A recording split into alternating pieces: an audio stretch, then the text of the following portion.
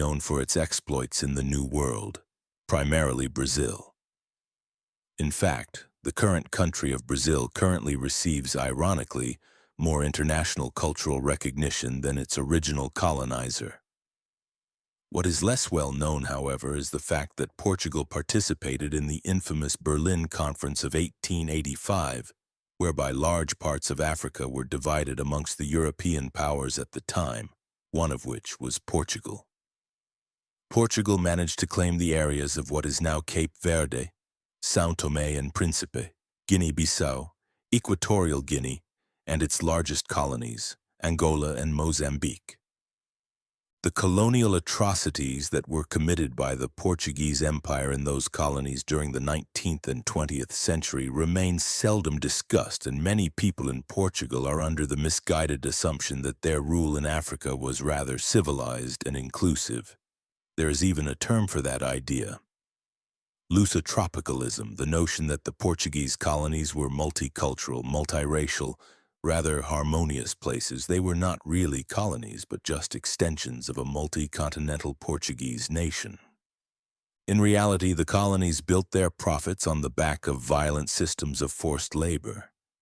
The so-called civilizing mission undertaken by the colonial governments in Portuguese Africa was based on an intrinsically racist view of the native peoples who were deemed racially inferior and needed saving by destroying their indigenous beliefs, mass converting them to Christianity, and teaching them a better work ethic.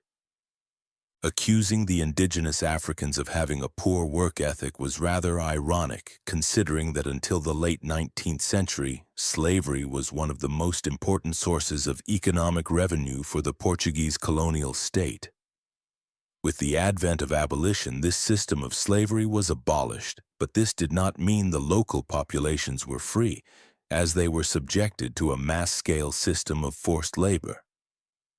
In Cabinda, an enclave of Portuguese Angola situated in between what is now the westernmost parts of Congo-Brazzaville and the Democratic Republic of the Congo, was an area known for its rubber harvests. It became a protectorate of the Portuguese crown in 1885 and served as an important trading post. Local populations and imported forced laborers had to harvest rubber, and practices such as the cutting of hands, similar to that of the Congo Free State, did exist in Cabinda in the 19th century, although little is known of the details. Much larger was the system of forced labor in Angola, by far the largest Portuguese colony in Africa. Portugal, like other colonial powers in Africa, abolished slavery. This meant, however, the end of an extremely lucrative form of colonial labor. Therefore, the government implemented a system of forced labor in 1911, but quickly abolished it in 1913. Unfortunately, with the political overthrow in 1926, a new dictatorial government was installed under the rule of Antonio Salazar. He swiftly re-established the system of forced labor and even significantly expanded it. All natives were obligated to pay the native tax. By requiring all African men to pay this tax in Portuguese currency, the government created a situation in which a large percentage of men in any given year could only earn the money needed to pay the tax by going to work for a colonial employer. The Portuguese constructed a network to enforce their requirements and to deliver labor. It was this network of colonial administrators and African policemen who enforced the system, often brutally, to ensure compliance. In the 1940s, up to 30% of all men at any given time were employed in the forced labor system.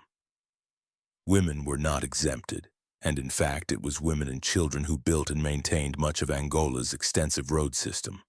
While the labor was forced upon them, the native Angolese were in theory paid upon termination of their contract. In reality, when they went to their local colonial administration, they were often refused any pay. The corrupt administrators generally pocketed the money for themselves. But that was not the only injustice faced by the workers. The working conditions were often grueling, and laborers could be punished without mercy for small infractions. Beatings and whippings were common, and so severe that some workers needed months to recover from the injuries suffered. women faced additional horrors. The disturbing truth is that the colonial overseers often forced themselves upon them. These rape victims often stayed silent, not only out of fear for colonial reprisal, but also out of shame to their husbands and families. While some tried to flee, running away was risky. Not only did the refugees face dire consequences when caught, their families could also collectively face punishment for the actions of their laboring family members. While estimates of the total death toll remain elusive, it is estimated that in some years the mortality rate of those in the forced labor system was up to 40%. The system lasted well into the 1950s, despite a scathing 1947 report by the then deputy of the Portuguese National Assembly, who stated that only the dead are really exempt from forced labor in Angola. Even the Minister of Colonies decried the inhuman nature of the system, but to no avail. This system of forced labor also existed in other African colonies such as Mozambique. And also, similarly to Angola, was the rise of anti-colonial sentiments, spurred on by the colonial violence, discrimination, and lack of development. Because while the Portuguese might have seen themselves as benevolent and generous, the native populations in the colonies complained about the lack of educational, economical, and political opportunities. This sentiment increased with the arrival of larger groups of Portuguese settlers, who were blatantly favored over the indigenous populations. While other colonial powers started to withdraw from their African colonies in the 1950s and 60s, Portugal held on to their colonies much more tightly. The anti-colonial resistance eventually led to a colonial war spanning several of their colonies and lasted until the 1970s, when the dictatorial regime in Portugal was overthrown. The colonies were a matter of pride for the dictatorial Estado Novo regime in Portugal. As a Portuguese delegate aptly worded it, the assimilation of the so-called inferior races by crossbreeding, by means of the Christian religion, by the mixing of the most widely divergent elements, freedom of access to the highest offices of state, even in Europe. These are the principles which have always guided Portuguese colonization in Asia, in Africa, in the Pacific, and previously in America. The war led to widespread atrocities, torture, and massacres, and eventually cost the lives of over 100,000 Africans. By far the most well-documented massacre during the colonial wars was a massacre in Mozambique, later called the Wiriamu Massacre.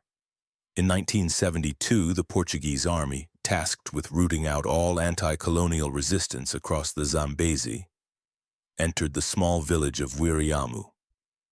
The villagers were accused of harboring resistance fighters.